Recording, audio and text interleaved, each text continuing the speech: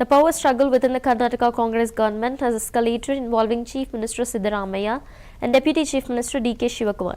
A group of MLAs supporting Shivakumar met the Congress President Mallikarjun Kharge in Delhi reportedly to press for a 2.5-year power sharing formula to be implemented.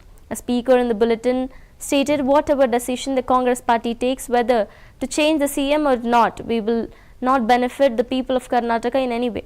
In Bengaluru, ministers from the Siddaramaiah camp, including Home Minister G. Parameshwara, held in a separate meeting.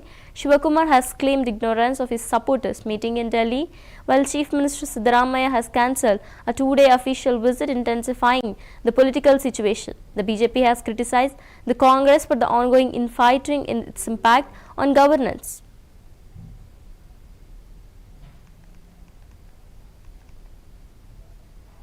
ನಗರಕ್ಕೆ ಬಂದರೆ ಅಧಿಕಾರ ಹೋಗ್ತದೆ ಅಂತ ಇತ್ತಲ್ಲ, ಅಧಿಕಾರ ಹೋಗಿಲ್ಲ, ಇನ್ನೂ ಗಟ್ಟಿಯಾಗಿದೆ ಅಂತ ಹೇಳೋದು. ಈಗ ಇನ್ನೂ ಗಟ್ಟಿ ಆಗುತ್ತೆ ಸರ್, ಈ ಅವಧಿಯಲ್ಲಿ ಇನ್ನೂ ಗಟ್ಟಿ ಆಗುತ್ತೆ ಸರ್.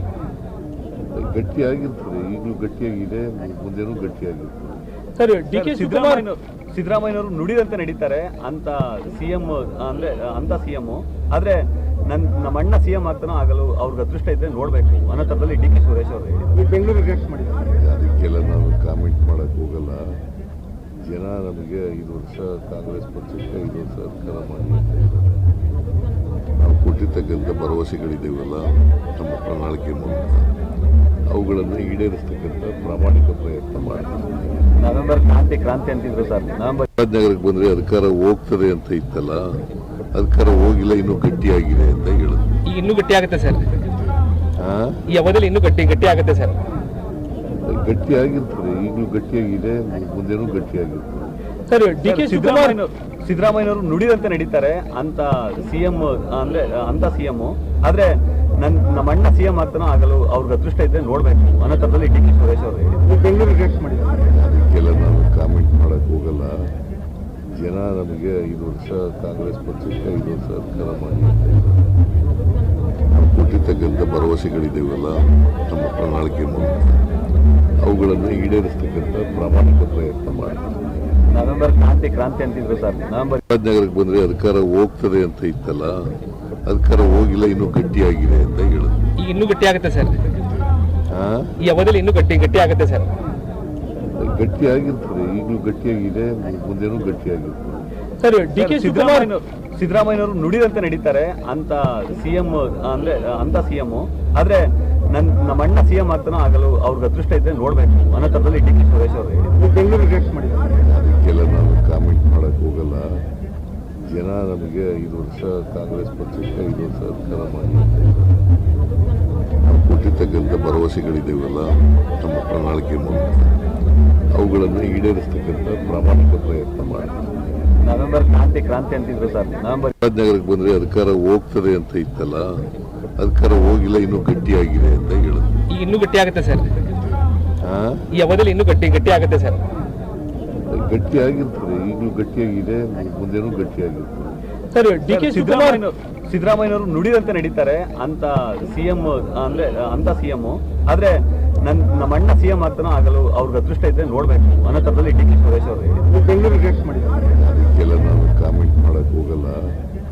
ಜನ ನಮಗೆ 5 ವರ್ಷ ಕಾಂಗ್ರೆಸ್ ಪಕ್ಷಕ್ಕೆ 5 ವರ್ಷ ಅಧಿಕಾರ ಮಾಡಿ ನಾವು ಕೊಟ್ಟಿರ್ತಕ್ಕಂಥ ಭರವಸೆಗಳಿದ್ದೇವಲ್ಲ, ನಮ್ಮ ಪ್ರಣಾಳಿಕೆ ಮೂಲಕ ಅವುಗಳನ್ನು ಈಡೇರಿಸ್ತಕ್ಕಂಥ ಪ್ರಾಮಾಣಿಕ ಪ್ರಯತ್ನ ಮಾಡ್ತೀವಿ.